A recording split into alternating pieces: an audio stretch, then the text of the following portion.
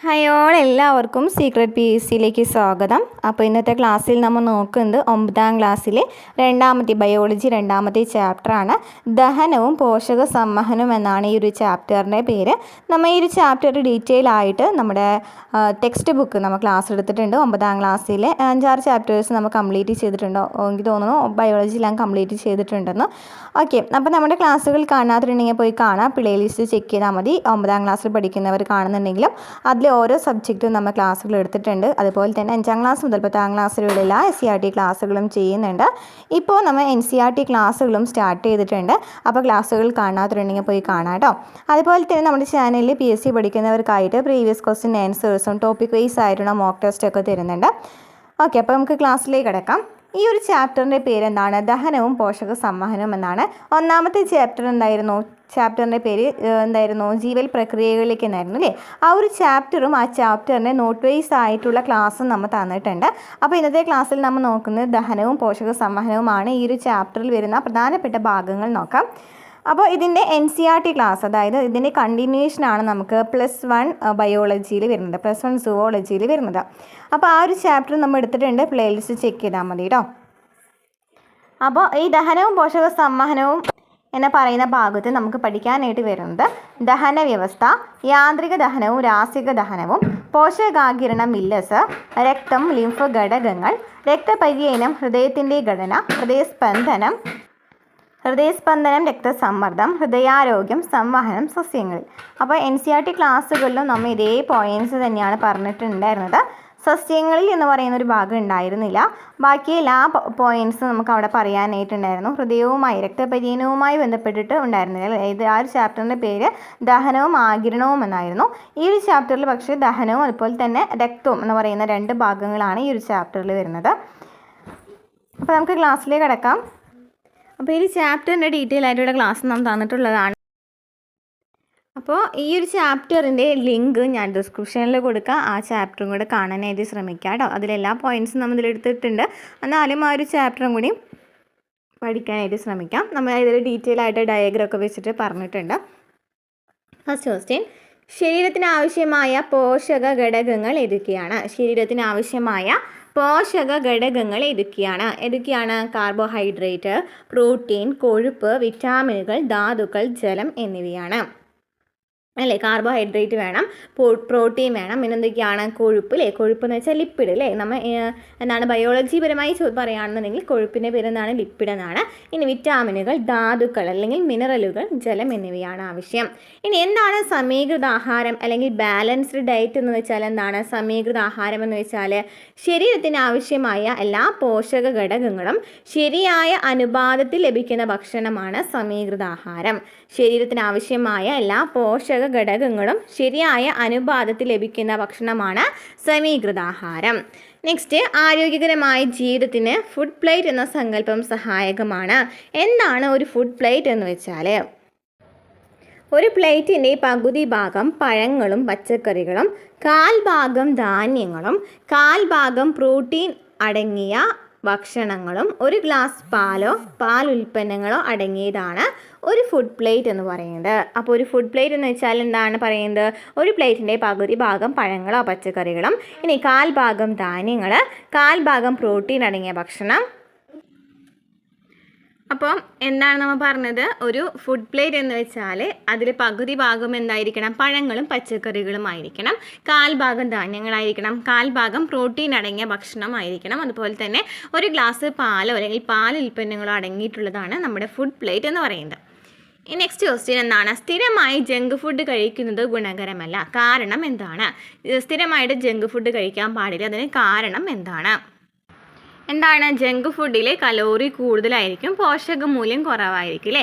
ഇത് പോഷകക്കുറവിനും ആരോഗ്യ പ്രശ്നങ്ങൾക്കും ഇടയാക്കും.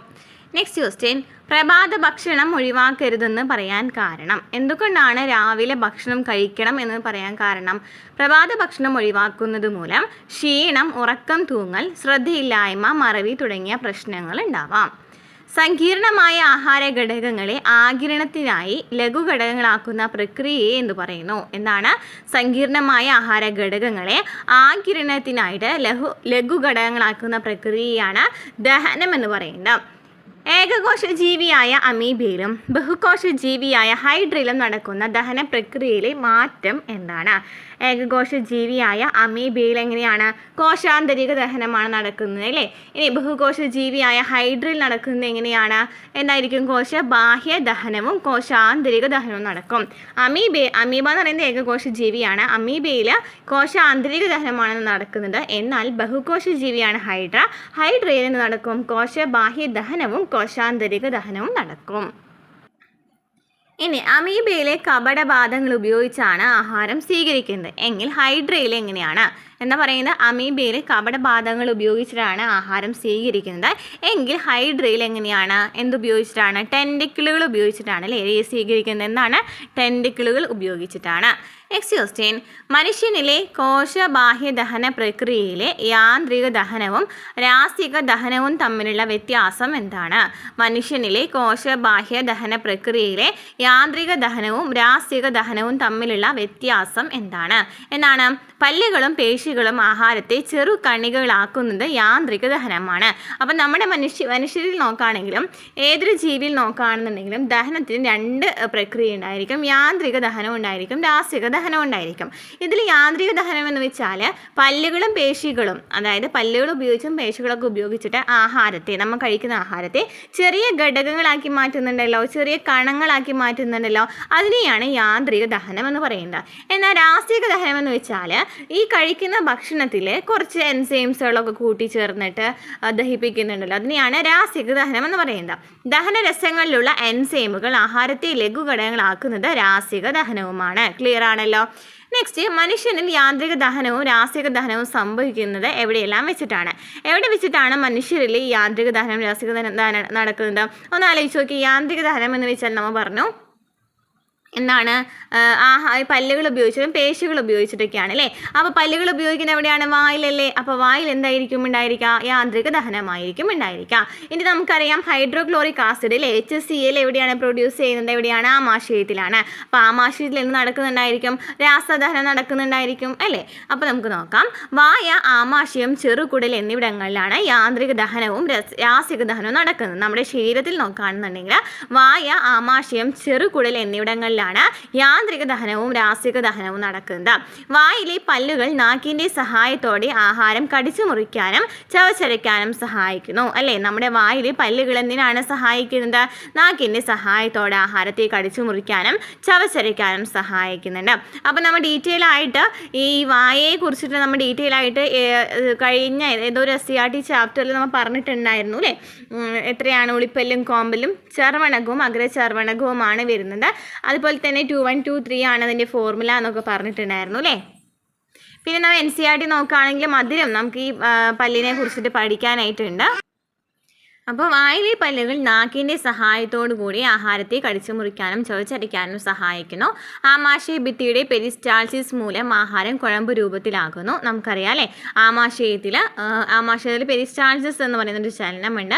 അല്ലെങ്കിൽ എന്താണ്? അന്നനാളത്തിലുള്ള ചലനം തന്നെയാണ് പെരിസ്റ്റാൾസിസ് തന്നെയാണ്. എന്താണ് പെരിസ്റ്റാൾസിസ് എന്ന് വെച്ചാൽ നമ്മുടെ ഭക്ഷണം തരംഗ രൂപത്തിൽ ചലിക്കുന്നുണ്ടായിരിക്കുമല്ലോ അല്ലേ. തരംഗ രൂപത്തിൽ എങ്ങനെ ചലിക്കുന്നതിനാണെന്ന് പറയുന്നത് പെരിസ്റ്റാൾസിസ് എന്ന് പറയുന്നത്. ഇങ്ങനെ പെരിസ്റ്റാൾസിൻ്റെ സഹായത്തോടെയാണ് നമ്മൾ കഴിക്കുന്ന ആഹാരം കുഴമ്പ് രൂപത്തിലാകുന്നത്. ഈ കുഴമ്പ് രൂപത്തിലാകുന്നതിനെ നമ്മൾ പറയുന്നതാണ് കൈം എന്നാണ് പറയാം അല്ലേ. കൈം എന്നാണ് പറയാം. ഇനി ചെറുകുടലിലെ പെരിസ്റ്റാൾസിസ് സെഗ്മെൻറ്റേഷൻ പ്രവർത്തനങ്ങൾ ആഹാരം നീങ്ങാനും ദഹനരസവുമായി കലരാനും സഹായകമാണ്. ഇനി ചെറുകുടലിലും എന്ന് നടക്കുന്നുണ്ട്, പെരിസ്റ്റാൾസിസ് നടക്കുന്നുണ്ട്, അതുപോലെ തന്നെ സെഗ്മെൻറ്റേഷൻ പ്രവർത്തനങ്ങൾ നടക്കുന്നുണ്ട്. ഇതൊക്കെ ആഹാരം നീങ്ങാനും ദഹനരസവുമായിട്ട് കലരാനും സഹായകമാണ്. ക്ലിയർ ആണല്ലോ. നെക്സ്റ്റ്, ഒരു പല്ലിൻ്റെ ഘടന അവിടെ ചോദിച്ചിട്ടുണ്ട്.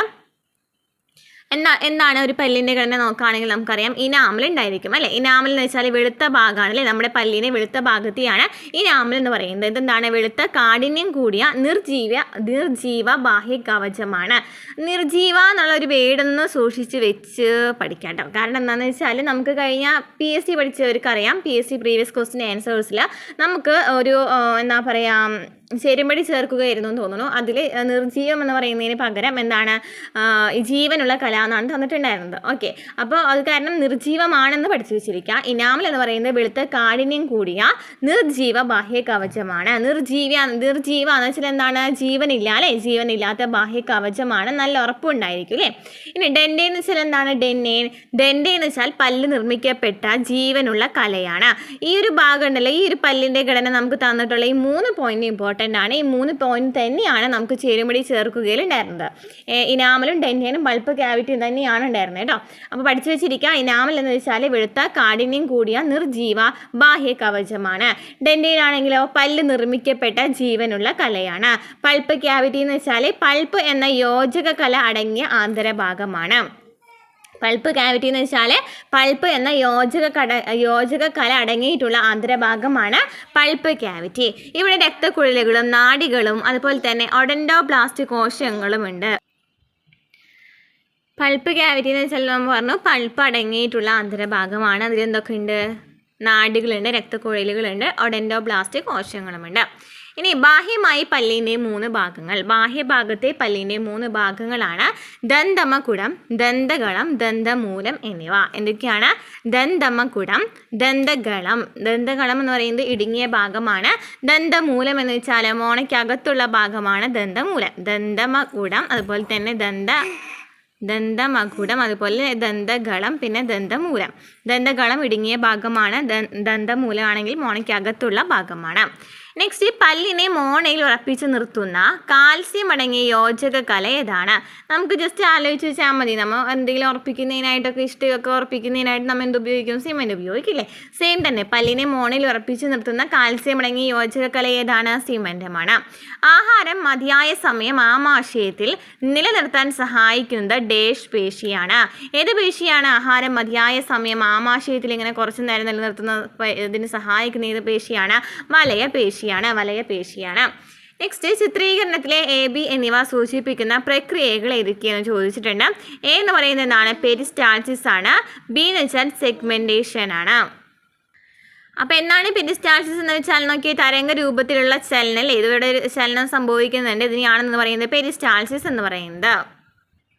ഇനി സെഗ്മെൻറ്റേഷൻ എന്ന് വെച്ചാൽ ഈ ദഹനത്തിലെ സെഗ്മെൻറ്റേഷൻ എന്ന് പറയുന്നത് ചെറുതും വലുതുമായിട്ടുള്ള കുടലുകളിലെ വൃത്താകൃതിയിലുള്ള മിനുസമാർന്ന പേശികളുണ്ടല്ലോ, ഈ പേശികൾ മുന്നോട്ടും പിന്നോട്ടും ഇങ്ങനെ മുന്നോട്ട് പോകുന്ന ഒരു പേശി സങ്കോചത്തെയാണ് എന്ന് പറയുന്നത് സെഗ്മെൻറ്റേഷൻ എന്ന് പറയുന്നത്.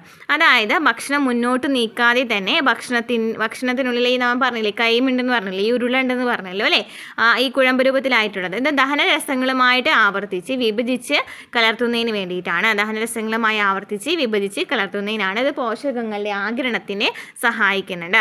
ഓക്കെ, അപ്പോൾ സെഗ്മെൻറ്റേഷൻ എന്ന് വെച്ചാൽ പ്രധാനമായിട്ടും ചെറുകുടലിലാണ് നടക്കുക.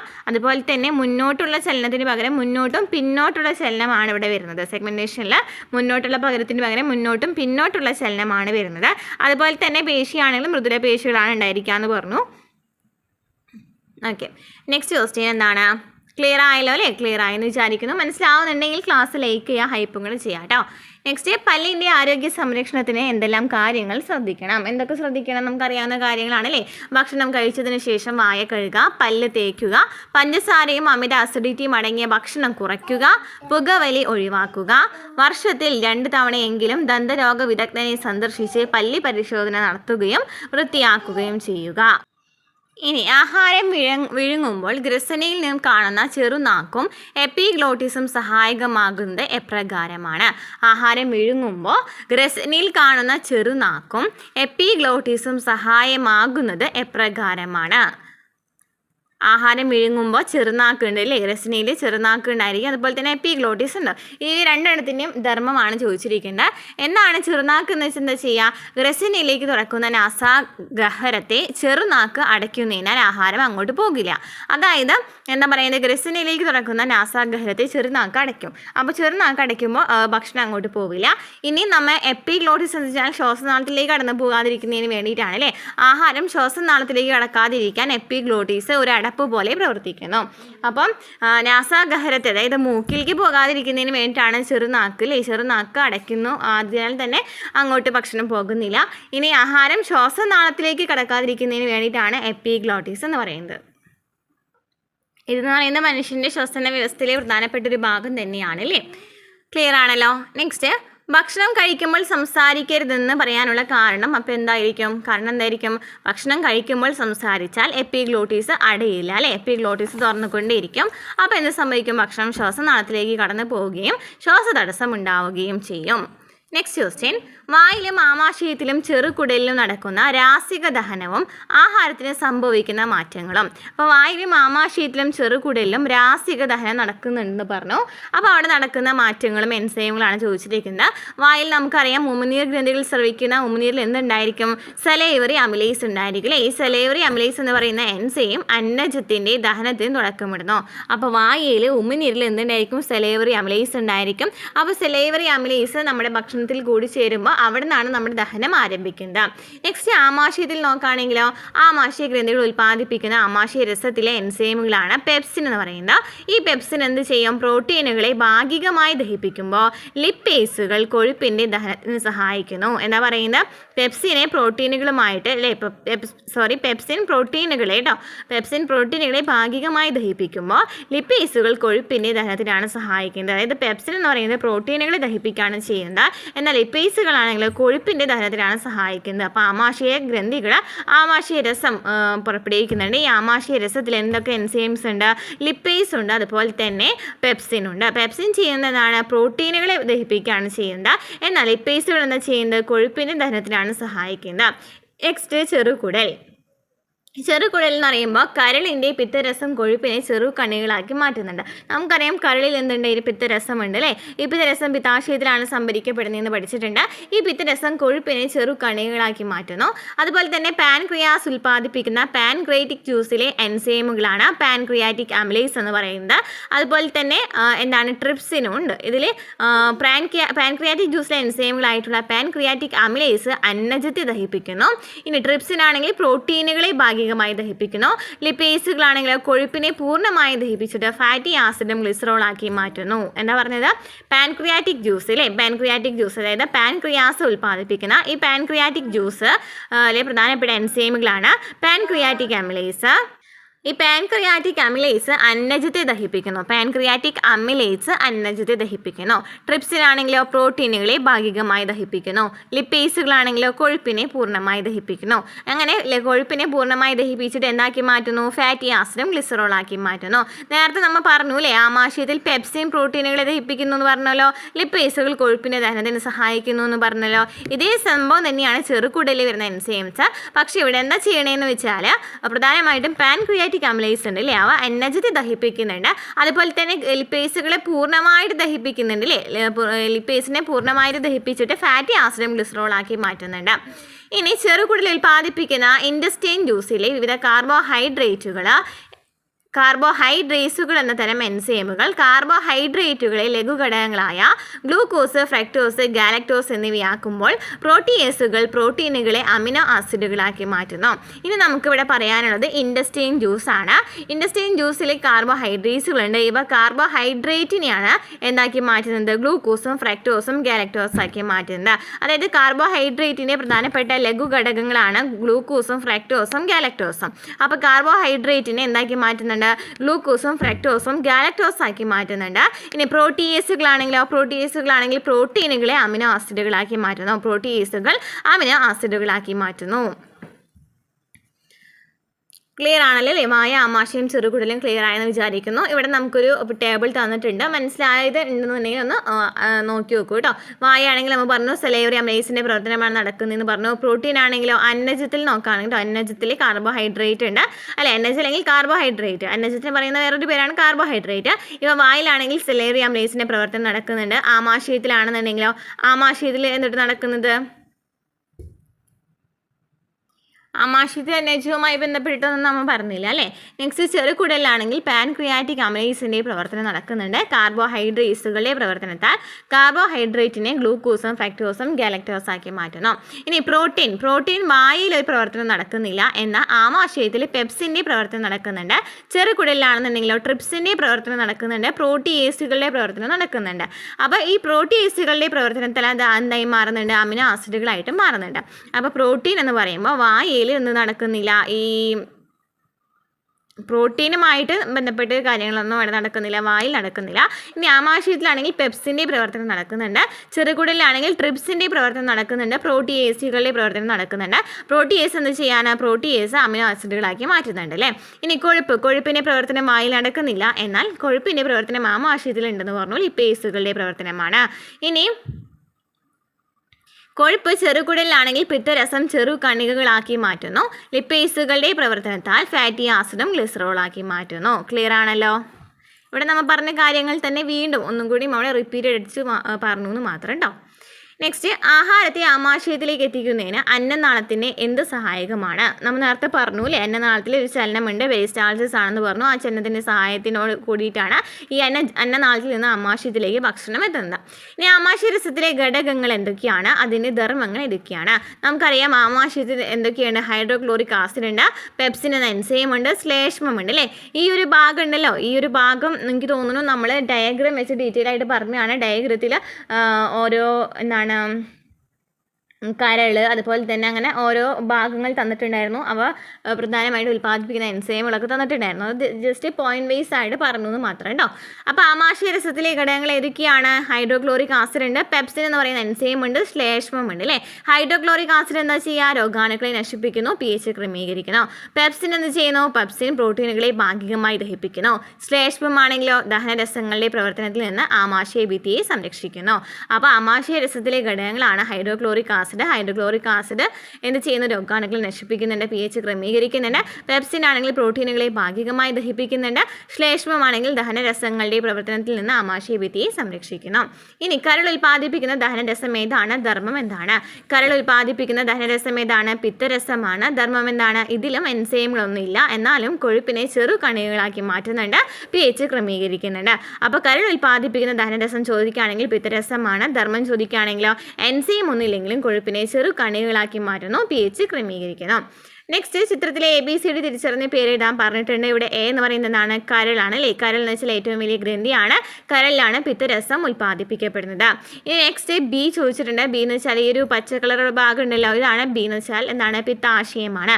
അതായത് നമ്മൾ പറഞ്ഞു പിത്തരസം സംഭരിക്കപ്പെടുന്നത് എവിടെയാണ്? പിത്താശയത്തിലാണ് അല്ലേ. പിത്തരസം സംഭരിച്ച് രക്തത്തിലേക്ക് കലർത്തുന്നത് ആരാണ്? പിത്താശയമാണ്. നെക്സ്റ്റ് C എന്ന് അടയാളപ്പെടുത്തിയിരിക്കുന്നത് പാൻക്രിയാസ് ഗ്രന്ഥിയാണ്. പാൻക്രിയാസിൽ നമുക്കറിയാം വിവിധ എൻസൈമുകളുണ്ട്. ഈ എൻസൈമുകൾ അടങ്ങിയിട്ടുള്ള ദഹനരസം ഉൽപ്പാദിപ്പിക്കുന്ന ഏതാണ്? പാൻക്രിയാസ് ആണ്. ദഹനവുമായി ബന്ധപ്പെട്ട് മാത്രമാണ് ഇവിടെ പറയുന്നത് അല്ലേ. പാൻക്രിയാസ് നമുക്കറിയാം ഹോർമോൺസ് ഉൽപ്പാദിപ്പിക്കുന്നുണ്ടെന്ന് നമുക്കറിയാം. ഇനി D ആണെങ്കിൽ പക്വാശയമാണ്. D എന്ന് വെച്ചാൽ എന്താണ്? പക്വാശയമാണ്. പക്വാശയം എന്ന് വെച്ചാൽ എന്താണ്? പിത്തരസവും പാൻക്രിയാറ്റിക് ജ്യൂസും ചെറുകുടലിൽ കലരുന്ന ഭാഗമാണ് പക്വാശയം. എന്താണ്?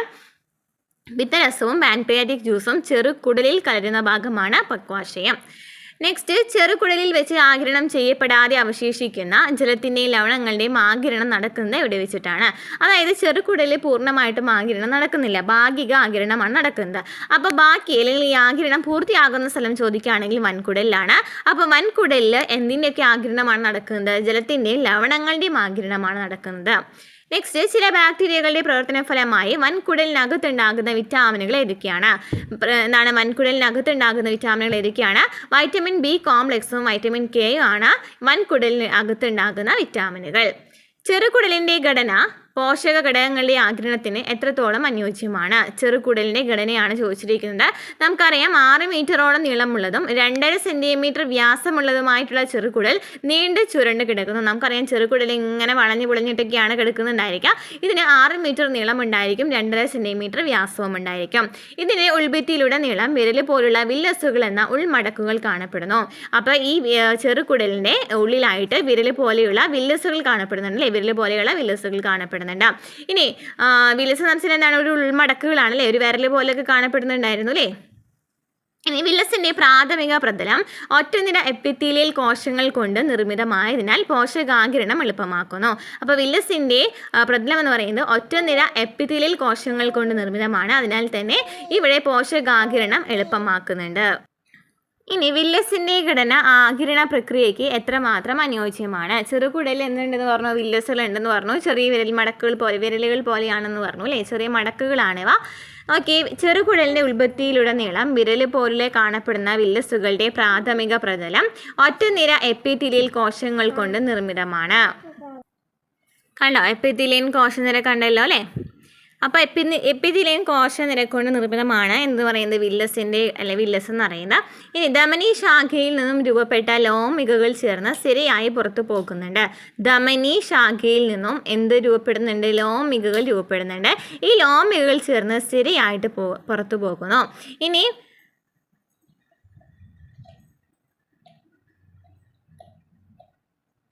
ലിംഫ് വാഹിയുടെ ശാഖയായ ലാക്റ്റിയലും വില്ലസിനുള്ളിലുണ്ട്. ലിംഫ് വാഹിയുടെ ശാഖയാണ് എന്ന് പറയുന്നത് ലാക്റ്റിയൽ എന്ന് പറയുന്നത്. ഈ ലാക്റ്റിയലും എന്തിൻ്റെ ഭാഗമാണ്? വില്ലസിൻ്റെ ഭാഗമാണ്.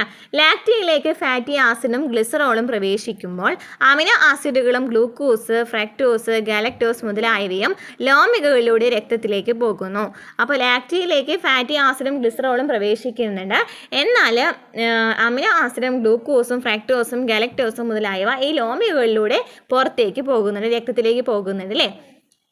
ഓക്കെ. അപ്പോൾ വില്ലസിൻ്റെ ഘടന എന്ന് പറയുമ്പോൾ ഒറ്റനിര എപ്പിത്തീലിയൽ കോശങ്ങൾ കൊണ്ട് നിർമ്മിതമാണെന്ന് പറഞ്ഞു. ധമനി ശാഖയിൽ നിന്നും രൂപപ്പെട്ട ലോമികകൾ ചേർന്ന് സ്ഥിരയായി പുറത്തു പോകുന്നുണ്ട്. ലിംഫ് വാഹിയുടെ ശാഖയായ ലാക്റ്റിയൽ വില്ലസിനുള്ളിലുണ്ട്. ലാക്റ്റിയയിലേക്ക് ഫാറ്റി ആസിഡും ഗ്ലിസറോളും പ്രവേശിക്കുന്നുണ്ട്. എന്നാൽ അമിനോ ആസിഡും ഗ്ലൂക്കോസ്, ഫ്രക്ടോസ്, ഗാലക്ടോസ് എന്നിവ ലോമികകളിലൂടെ രക്തത്തിലേക്ക് പോകുന്നു. പിന്നെന്താ പറഞ്ഞത്? ഇവിടെ ഒറ്റ നിര എപ്പിത്തീലിയൽ കോശങ്ങൾ കൊണ്ട് നിർമ്മിതമാണ്. അതിനാൽ തന്നെ പോഷകാകിരണം നടക്കുന്നുണ്ട്. ധമനി ഭിത്തിയിൽ നിന്ന് രൂപപ്പെട്ട ലോമികകൾ ചേർന്ന് സ്ഥിരയായി പുറത്തു പോകുന്നു. ലിംഫ് വാഹിയുടെ ശാഖയായ ലാക്റ്റിയലും വില്ലസിനുള്ളിലുണ്ട്. ലാക്റ്റിയയിലേക്ക് ഫാറ്റി ആസിഡും ഗ്ലിസറോളും പ്രവേശിക്കുന്നു. എന്നാൽ അമിനോ ആസിഡും ഗ്ലൂക്കോസും ഫ്രക്ടോസും ഗാലക്ടോസും മുതലായവക്ക് ലോമികകളിലൂടെ രക്തത്തിലേക്ക് പോകുന്നു. നെക്സ്റ്റ് രക്തവുമായി ബന്ധപ്പെട്ട് വരുന്ന ഭാഗമാണ്. നമ്മുടെ ദഹനം എന്ന് പറയുന്ന ഭാഗം കംപ്ലീറ്റ് ആയിട്ടുണ്ട് കേട്ടോ. രക്തത്തിലെ ഘടകങ്ങൾ എന്തൊക്കെയാണ്? ഇവയുടെ ധർമ്മം എന്തൊക്കെയാണ്? രക്തത്തിൽ എന്തൊക്കെയുണ്ട്? പ്ലാസ്മയുണ്ട്, രക്തകോശങ്ങളുമുണ്ട് അല്ലേ? പ്ലാസ്മ എന്ന് പറയുമ്പോൾ 55% പ്ലാസ്മയാണ്, 45% രക്തത്തിൽ എന്താണ്? രക്തകോശങ്ങളാണ്. ഇനി പ്ലാസ്മയിൽ എന്തൊക്കെയുണ്ട്? ജലം ഉണ്ടായിരിക്കും, പ്രോട്ടീനുകൾ ഉണ്ടായിരിക്കും, മറ്റു ഘടകങ്ങളും ഉണ്ടായിരിക്കും. പ്രോട്ടീൻ എന്ന് പറയുമ്പോൾ പ്രധാനമായിട്ടും ആൽബുമിനും ഗ്ലോബുലിനും ഫൈബ്രിനോജനുമാണ് പ്രധാനമായിട്ട് പ്രോട്ടീനുകൾ അല്ലേ? നെക്സ്റ്റ് രക്തകോശങ്ങൾ എന്ന് പറയുമ്പോൾ നമുക്കറിയാം RBC, WBC, പ്ലേറ്റ്ലെറ്റ് അല്ലേ? അതായത് രക്താണുക്കൾ, വെളുത്ത രക്തകോശങ്ങൾ, പിന്നെ പ്ലേറ്റ്ലെറ്റ്. ഇനി നമ്മൾ പറഞ്ഞു പ്രോട്ടീനുകൾ ഉണ്ടെന്ന് പറഞ്ഞു അല്ലേ? അതിൽ പ്രധാനമായിട്ടുള്ള പ്രോട്ടീനുകൾ ഏതൊക്കെയാണ്? പ്ലാസ്മയിലുള്ള പ്രധാനപ്പെട്ട പ്രോട്ടീനുകളാണ് ആൽബുമിനും ഗ്ലോബുലിനും ഫൈബ്രിനോജനും. ഇതിലെ ആൽബുമിൻ സഹായിക്കുന്നതിനാണ് രക്തസമ്മർദ്ദം നിയന്ത്രിക്കുന്നതിന് സഹായകമാണ് ആൽബുമിൻ. ഗ്ലോബുലിനാണെങ്കിലോ രോഗപ്രതിരോധത്തിന് സഹായിക്കുന്നു. ഫൈബ്രിനോജനാണെങ്കിലോ രക്തം കട്ടപിടിക്കുന്നതിന് സഹായിക്കുന്നു. ആൽബുമിൻ രക്തസമ്മർദ്ദം നിയന്ത്രിക്കുന്നതിന് സഹായിക്കുന്നു. ഗ്ലോബുലിൻ രോഗപ്രതിരോധത്തിന് സഹായിക്കുന്നു. ഫൈബ്രിനോജിൻ രക്തം കട്ടപിടിക്കാൻ സഹായിക്കുന്നു. ഇനി ചുവന്ന രക്തകോശങ്ങൾ അല്ലെങ്കിൽ RBC എന്നതിനെ സഹായിക്കുന്നത്, റെഡ് ബ്ലഡ് സെൽ എന്നതിനെ സഹായിക്കുന്നത് ഓക്സിജൻ, കാർബൺ ഡൈ ഓക്സൈഡ് എന്നിവയുടെ സംവഹനത്തിനാണ് ചുവന്ന രക്തകോശങ്ങൾ സഹായിക്കുന്നത്. ഇനി വെളുത്ത രക്തകോശങ്ങൾ WBC ആണെങ്കിലോ വൈറ്റ് ബ്ലഡ് സെൽ ആണെങ്കിലോ രോഗപ്രതിരോധത്തിനാണ് സഹായിക്കുന്നത് അല്ലേ? വെളുത്ത രക്തകോശങ്ങളിൽ നമുക്കറിയാം ലിംഫോസൈറ്റ്, മോണോസൈറ്റ് ഒക്കെ വരുന്നുണ്ട്. ഇനി പ്ലേറ്റ്ലെറ്റ് എന്തിനാണ് സഹായിക്കുന്നത്? രക്തം കട്ടപിടിക്കുന്നതിനാണ് സഹായിക്കുന്നത്. അപ്പോൾ രക്തത്തിലെ പ്രധാനപ്പെട്ട ഘടകങ്ങൾ ഏതൊക്കെയാണ്? പ്ലാസ്മയും രക്തകോശങ്ങളുമാണ് അല്ലേ? പ്ലാസ്മ എന്ന് പറയുമ്പോൾ 55% പ്ലാസ്മയാണ്. പ്ലാസ്മയിൽ ജലം, പ്രോട്ടീനുകളും മറ്റ് ഘടകങ്ങളും ഉണ്ടായിരിക്കും. പ്ലാസ്മയിലെ പ്രോട്ടീനുകൾ എന്ന് പറയുന്നത് ആൽബുമിനും ഗ്ലോബുലിനും ഫൈബ്രിനോജനാണ്. ആൽബുമിൻ രക്തസമ്മർദ്ദം നിയന്ത്രിക്കാൻ സഹായിക്കുന്നു. ഗ്ലോബുലിൻ രോഗപ്രതിരോധത്തിന് സഹായിക്കുന്നു. ഫൈബ്രിനോജൻ രക്തം കട്ടപിടിക്കാൻ സഹായിക്കുന്നു. ഇനി രക്തകോശങ്ങളിൽ 45% രക്തകോശങ്ങളുണ്ട്. അതിൽ ചുവന്ന രക്താണുക്കളുണ്ട് അല്ലേ? RBC ഇതിനെ സഹായിക്കുന്നത് ഓക്സിജൻ, കാർബൺ ഡൈ ഓക്സൈഡ് എന്നിവയുടെ സംവഹനത്തിനാണ് സഹായിക്കുന്നത്. ഹീമോഗ്ലോബിനൊക്കെ എന്തുമായി ബന്ധപ്പെട്ട് കിടക്കുന്നതാണ്? RBCയുമായി ബന്ധപ്പെട്ട് കിടക്കുന്നതാണ് അല്ലേ? ഇനി വെളുത്ത രക്തകോശങ്ങൾ എന്ന് പറയുമ്പോൾ രോഗപ്രതിരോധത്തിനാണ് സഹായിക്കുന്നത്. പ്ലേറ്റ്ലെറ്റ് ആണെങ്കിലോ രക്തം കട്ടപിടിക്കാനാണ് സഹായിക്കുന്നത്. അപ്പോൾ രക്തം കട്ടപിടിക്കാൻ സഹായിക്കുന്ന വൈറ്റമിൻ ഏതാണ്? ഒന്ന് കമൻറ്റ് ചെയ്ത്. രക്തം കട്ടപിടിക്കാൻ സഹായിക്കുന്ന വൈറ്റമിൻ ഏതാണ്? രക്തകോശം നമ്മൾ പറഞ്ഞു പ്ലേറ്റ്ലെറ്റ് ആണ് എങ്കിൽ വൈറ്റമിൻ ഏതാണെന്ന് കമൻറ്റ് ചെയ്യട്ടോ. നെക്സ്റ്റ് ക്വസ്റ്റ്യൻ എന്താണ്? കോശങ്ങൾക്കിടയിലായി കാണപ്പെടുന്ന ടിഷ്യൂ ദ്രവം രൂപപ്പെടുന്നത് എങ്ങനെയാണ്? കോശങ്ങൾക്കിടയിൽ കാണപ്പെടുന്ന ടിഷ്യൂ ദ്രവം രൂപപ്പെടുന്നത് എങ്ങനെയാണ്? രക്തലോമികകളുടെ ചെറുസുഷിരങ്ങളിൽ നിന്നും പോഷകഘടകങ്ങളും ഓക്സിജനുമായി കോശങ്ങൾക്കിടയിലേക്ക് ഊറിയിറങ്ങുന്ന രക്തത്തിലെ ദ്രാവകമാണ് ടിഷ്യൂ ദ്രവം എന്ന് പറയുന്നത്. എന്താണ്? രക്തലോമികളുടെ ചെറുസുഷിരങ്ങളിലൂടെ നിന്നും അതുപോലെ തന്നെ പോഷകഘടകങ്ങളും ഓക്സിജനുമായിട്ട് കോശങ്ങൾക്കിടയിലേക്ക് ഊറിയിറങ്ങുന്ന രക്തത്തിലെ ദ്രാവക ഭാഗത്തെയാണ് ടിഷ്യൂ ദ്രവം എന്ന് പറയുന്നത്. ഇനി എന്താണ് ലിംഫ് എന്ന് വെച്ചാൽ? ലിംഫ് എങ്ങനെയാണ് രൂപപ്പെടുന്നത്? ടിഷ്യൂ ദ്രവത്തിൻ്റെ ഒരു ഭാഗം ലിംഫ് ലോമികകളിലേക്ക്, അതായത് ലാക്റ്റിയിലേക്ക് പ്രവേശിച്ചിട്ടാണ് ലിംഫ് ഉണ്ടാക്കുന്നത്. എന്താണ്? എന്താണ് ടിഷ്യൂ ദ്രവത്തിൻ്റെ ഒരു ഭാഗം ലിംഫോലോമികളിലേക്ക് അല്ലെങ്കിൽ ലാക്റ്റിയിലേക്ക് പ്രവേശിച്ചിട്ടാണ് ലിംഫ് ഉണ്ടാക്കുന്നത്. നെക്സ്റ്റ്, പദാർത്ഥ സംവഹനത്തിൽ ടിഷ്യൂ ദ്രവത്തിൻ്റെയും ലിംഫിൻ്റെയും പ്രാധാന്യം എന്താണ്? എന്താണ് ടിഷ്യൂ ദ്രവം എന്ന് പറഞ്ഞു, എന്താണ് ലിംഫ് എന്ന് പറഞ്ഞു. ഇനി ഇതിൻ്റെ പ്രാധാന്യമാണ് ചോദിച്ചിരിക്കുന്നത്. രക്തവും കോശങ്ങളും തമ്മിലുള്ള പദാർത്ഥ വിനിമയം കൂടുതലായിട്ട് നടക്കുന്ന എവിടെയാണ്? ടിഷ്യൂ ദ്രവത്തിലൂടെയാണ്. രക്തവും കോശങ്ങളും തമ്മിലുള്ള പദാർത്ഥ വിനിമയം നടക്കുന്നത്. രക്തവും കോശവും തമ്മിലുള്ള പദാർത്ഥ വിനിമയം പ്രധാനമായിട്ടും നടക്കുന്ന ടിഷ്യൂ ദ്രവത്തിലൂടെയാണ്. ഇനി കൊഴുപ്പിൻ്റെ ദഹനഫലമായി ഉണ്ടാകുന്ന ലഘുഘടകങ്ങളും കൊഴുപ്പിൽ ലയിക്കുന്ന വിറ്റാമിനുകളും സംവഹനം ചെയ്യപ്പെടുന്നത് ലിംഫിലൂടെയാണ്. അപ്പോൾ കൊഴുപ്പിൻ്റെ ദഹനഫലമായിട്ടുണ്ടാകുന്ന ലഘുഘടകങ്ങൾ, അതായത് ഫാറ്റി ആസിഡും ഗ്ലിസറോളൊക്കെ പറഞ്ഞല്ലോ. അതുപോലെ തന്നെ കൊഴുപ്പിൽ ലയിക്കുന്ന വിറ്റാമിനുകളാണ് ഇതെന്നൊക്കെ പറയുന്നത് കേടാ അല്ലേ. വൈറ്റമിൻ കെയും വൈറ്റമിൻ ഇയും വൈറ്റമിൻ ഡിയും വൈറ്റമിൻ എ ഒക്കെ എന്താണ് കൊഴുപ്പിൽ ലയിക്കുന്ന വിറ്റാമിനുകളാണ്. ഇവയെല്ലാം സംവഹനം ചെയ്യപ്പെടുന്നത് ഇതിലൂടെയാണ്? ലിംഫിലൂടെയാണ്. ലിംഫിലുള്ള ചില വെളുത്ത രക്തകോശങ്ങൾ രോഗപ്രതിരോധത്തിനും സഹായിക്കുന്നുണ്ട്. അപ്പോൾ രക്തവും കോശങ്ങളും തമ്മിലുള്ള പദാർത്ഥ വിനിമയം കൂടുതൽ നടക്കുന്ന ടിഷ്യൂ ദ്രവത്തിലാണ്. കൊഴുപ്പിന് ദഹനഫലമായിട്ടുണ്ടാകുന്ന ഘടകങ്ങളും അതുപോലെ തന്നെ കൊഴുപ്പിൽ ലയിക്കുന്ന വിറ്റാമിനുകളും സംവഹനം ചെയ്യപ്പെടുന്ന ലിംഫിലൂടെയാണ്. ലിംഫിലുള്ള ചില വെളുത്ത രക്തകോശങ്ങൾ രോഗപ്രതിരോധത്തിനും സഹായിക്കുന്നുണ്ട്. നെക്സ്റ്റ്, ടിഷ്യൂ ദ്രവത്തിൻ്റെ അളവ് ക്രമീകരിക്കപ്പെടുന്നത് എങ്ങനെയാണ്? രക്തത്തിൽ നിന്നുണ്ടാകുന്ന ടിഷ്യൂ ദ്രവത്തിൽ ഒരു ഭാഗം തിരികെ രക്തലോമികളിലൂടെ രക്തത്തിലേക്ക് തന്നെ എത്തുന്നു. കുറച്ച് ഭാഗം ലിംഫോലോമികളിലേക്ക് പ്രവേശിച്ച് ലിംഫായിട്ട് സംവഹനം ചെയ്യപ്പെടുന്നു. അപ്പോൾ ടിഷ്യൂ ദ്രവത്തിൻ്റെ അളവ് ക്രമീകരിക്കപ്പെടുന്നത് എങ്ങനെയാണെന്നാണ് ചോദിച്ചിരിക്കുന്നത്. രക്തത്തിൽ നിന്നുണ്ടാകുന്ന ടിഷ്യൂ ദ്രവത്തിൽ ഒരു ഭാഗം തിരികെ രക്തലോമികളിലൂടെ രക്തത്തിലേക്ക് തന്നെ എത്തുന്നുണ്ട്. അതായത് രക്തത്തിൽ നിന്നുണ്ടാകുന്ന ടിഷ്യൂ ദ്രവത്തിൻ്റെ ഒരു ഭാഗം തിരികെ രക്തലോമികളിലൂടെ രക്തത്തിലേക്ക് തന്നെ കിടക്കുന്നുണ്ട്. കുറച്ച് ഭാഗം എന്ത് ചെയ്യുന്നുണ്ട്? ലിംഫോലോമികളിലേക്കും പ്രവേശിച്ചിട്ട് ലിംഫായിട്ട് സംവഹനം ചെയ്യപ്പെടുന്നു. അപ്പോൾ ടിഷ്യൂ ദ്രവത്തിൻ്റെ ഒരു ഭാഗം രക്തലോമികളിലൂടെ രക്തത്തിലേക്ക് തന്നെ എത്തുന്നുണ്ട്. എന്നാൽ കുറച്ച് ഭാഗമാണെന്നുണ്ടെങ്കിൽ ലിംഫോലോമികളിലേക്ക് പ്രവേശിച്ചിട്ട് ലിംഫായിട്ട് സംവഹനം ചെയ്യപ്പെടുന്നു. ഇനി ലിംഫ് വ്യവസ്ഥയിൽ ഉൾപ്പെടുന്ന ഭാഗങ്ങൾ ഏതൊക്കെയാണ്? ഏതൊക്കെയാണ് ലിംഫ് വാഹികൾ, ലിംഫ് നോഡുകൾ, സ്പ്ലീൻ, അസ്ഥിമജ്ജ, തൈമസ് ഗ്രന്ഥി എന്നിവ ലിംഫ് വ്യവസ്ഥയിൽ ഉൾപ്പെടുന്ന ഭാഗങ്ങളാണ്. ലിംഫ് വാഹികൾ, ലിംഫ് നോഡുകൾ അത് നമുക്കറിയാവുന്ന കാര്യമാണ്. ഇനി സ്പ്ലീനും അസ്ഥിമജ്ജയും തൈമസ് ഗ്രന്ഥിയും ലിംഫ് വ്യവസ്ഥയിൽ വരുന്നുണ്ട്. ഏതൊക്കെയാണ്? സ്പ്ലീനും അസ്ഥിമജ്ജയും തൈമസ് ഗ്രന്ഥിയും വരുന്നുണ്ട്. നെക്സ്റ്റ്, രക്തത്തിലെ എല്ലാ ഘടകങ്ങളും ലിംഫിൽ അടങ്ങിയിട്ടുണ്ടോ? രക്തത്തിലെ എല്ലാ ഘടകങ്ങളും ലിംഫിലുണ്ടോ എന്നാണ് ചോദിച്ചിരിക്കുന്നത്. ഉണ്ടാവില്ല. കാരണം എന്താണ്? ലിംഫിൽ ചുവന്ന രക്തകോശങ്ങളും പ്ലേറ്റ്ലെറ്റുകളും വലിയ പ്രോട്ടീനുകളൊന്നും കാണപ്പെടില്ല. പ്രധാനമായിട്ടും ലിംഫിൽ എന്താ ഉണ്ടായിരിക്കുക? പ്ലാസ്മ ഉണ്ടായിരിക്കും. അതുപോലെ തന്നെ വെളുത്ത രക്തകോശങ്ങളും ഉണ്ടായിരിക്കും. എന്തൊക്കെയാണ് ഉണ്ടായിരിക്കുക? പ്ലാസ്മയും വെളുത്ത രക്തകോശങ്ങളാണ് ലിംഫിൽ ഉണ്ടായിരിക്കുക. രക്തകോശങ്ങളും പ്ലേറ്റ്ലെറ്റുകളും വലിയ പ്രോട്ടീനുകൾ, അതായത് ചുവന്ന രക്തകോശങ്ങൾ ഉണ്ടായിരിക്കില്ല. അപ്പോൾ ലിംഫിൽ ചുവന്ന രക്തകോശങ്ങളും അതുപോലെ തന്നെ പ്ലേറ്റ്ലെറ്റുകളും വലിയ പ്രോട്ടീനുകളൊന്നും കാണപ്പെടുന്നില്ല. എന്നാൽ പ്ലാസ്മയും വെളുത്ത രക്തകോശങ്ങളും കാണപ്പെടുന്നുണ്ട്. നെക്സ്റ്റ് ക്വസ്റ്റ്യൻ, വിവിധ തരം രക്തക്കുഴലുകൾ. ഈ ഒരു ക്വസ്റ്റ്യൻ ആണ് അല്ലേ കഴിഞ്ഞ 10th പ്രിലിംസിന് ചോദിച്ച ക്വസ്റ്റ്യൻ. ധമനികളും സിരകളും ലോമികകളുമാണ് പ്രധാനപ്പെട്ട രക്തക്കുഴലുകൾ. എന്താണ് ധമനി എന്ന് വെച്ചാൽ? ഹൃദയത്തിൽ നിന്ന് രക്തം വഹിക്കുന്ന കുഴലുകളെയാണ് ധമനികൾ എന്ന് പറയുന്നത് അല്ലേ. ഹൃദയത്തിൽ നിന്ന് രക്തം വഹിക്കുന്ന കുഴലുകളാണ് ധമനികൾ. കട്ടി കൂടിയതും ഇലാസ്തികതയുള്ള ഭിത്തിയാണ്. ഉയർന്ന മർദ്ദത്തിലും വേഗത്തിലും രക്തം ഒഴുകുന്നുണ്ട്. ധമനികൾ അല്ലെങ്കിൽ ആർട്ടറീസ് എന്ന് വെച്ചാൽ ഹൃദയത്തിൽ നിന്ന് രക്തം വഹിക്കുന്ന കുഴലുകളാണ്. കട്ടി കൂടിയതും ഇലാസ്തികതയുള്ള ഭിത്തിയാണ്. ഉയർന്ന മർദ്ദത്തിലും വേഗത്തിലും രക്തം ഒഴുകുന്നുണ്ട്. നെക്സ്റ്റ്, സിരകൾ എന്ന് വെച്ചാൽ ഹൃദയത്തിലേക്ക് രക്തം വഹിക്കുന്ന കുഴലുകളാണ്. കട്ടി കുറഞ്ഞ ഭിത്തിയാണ്. ഇടയ്ക്കിടെ വാൽവുകളുണ്ട്. കുറഞ്ഞ മർദ്ദത്തിലും വേഗത്തിലും രക്തം ഒഴുകുന്നു. അപ്പോൾ ധമനികൾ എന്ന് വെച്ചാൽ ഹൃദയത്തിൽ നിന്ന് രക്തം വഹിക്കുന്ന കുഴലുകളാണ്. കട്ടി കൂടിയതും ഇലാസ്തികതയുള്ള ഭിത്തിയാണ്. ഉയർന്ന മർദ്ദത്തിലും വേഗത്തിലും രക്തം ഒഴുകുന്നുണ്ട്. ഇനി സിരകളാണെന്നുണ്ടെങ്കിലോ ഹൃദയത്തിലേക്ക് രക്തം വഹിക്കുന്ന കുഴലുകളാണ്. കട്ടി കുറഞ്ഞ ഭിത്തിയാണ്. ഇടയ്ക്കിടെ വാൽവുകളും ഉണ്ട്. കുറഞ്ഞ മർദ്ദത്തിലും വേഗത്തിലും രക്തം ഒഴുകുന്നു. നെക്സ്റ്റ്, ലോമികകൾ എന്ന് വെച്ചാൽ എന്താണ്? ധമനിയെയും സിരയെയും തമ്മിൽ ബന്ധിപ്പിച്ച് കാണുന്ന ചെറു കുഴലുകളാണ് ലോമികകൾ. ധമനിയെയും സിരയെയും തമ്മിൽ ബന്ധിപ്പിച്ച് കാണുന്ന ചെറു കുഴലുകളാണ് ലോമികകൾ. ഒറ്റനിര കോശങ്ങൾ മാത്രമുള്ളതും സൂക്ഷ്മ സുഷിരങ്ങളുള്ളതുമായ ഭിത്തിയാണ് ലോമികകൾ. എന്താണ്? ഒറ്റനിര കോശങ്ങൾ മാത്രമുള്ളതും സൂക്ഷ്മ സുഷിരങ്ങളുള്ളതുമായിട്ടുള്ള ഭിത്തിയാണ് ലോമികകൾ. കുറഞ്ഞ മർദ്ദത്തിലും വേഗത്തിലുമാണ് ഇവിടെ രക്തം ഒഴുകുന്നത്. അപ്പോൾ എന്തൊക്കെയാണ് പഠിച്ചു? ധമനികൾ എന്ന് വെച്ചാൽ ഹൃദയത്തിൽ നിന്ന് രക്തം വഹിക്കുന്ന കുഴലുകളാണ്. കട്ടി കൂടിയ വിലാസ്തികതയുള്ള ഭിത്തിയാണ്. ഉയർന്ന മർദ്ദത്തിലും വേഗത്തിലും രക്തം ഒഴുകുന്നുണ്ട്. നേരെ ഓപ്പോസിറ്റാണ് സിരകൾ എന്ന് പറയുന്നത്. ഹൃദയത്തിലേക്ക് രക്തം വഹിക്കുന്ന കുഴലുകളാണ്. കട്ടി കുറഞ്ഞ ഭിത്തിയാണ്. വാൽവുകൾ കാണപ്പെടുന്നുണ്ട്. കുറഞ്ഞ മർദ്ദത്തിലും വേഗത്തിലും രക്തം ഒഴുകുന്നു. ഇനി ലോമികകൾ എന്ന് വെച്ചാൽ എന്താണ്? ധമനിയെയും സിരയെയും തമ്മിൽ ബന്ധിപ്പിച്ച് കാണുന്ന ചെറു കുഴലുകളാണ്. ഒറ്റനിര കോശങ്ങൾ മാത്രമുള്ളതും സൂക്ഷ്മ അസുഷിരങ്ങളുള്ളതുമായ ഭിത്തിയാണ്. കുറഞ്ഞ മർദ്ദത്തിലും വേഗത്തിലുമാണ് ഇവിടെ രക്തം ഒഴുകുന്നത്.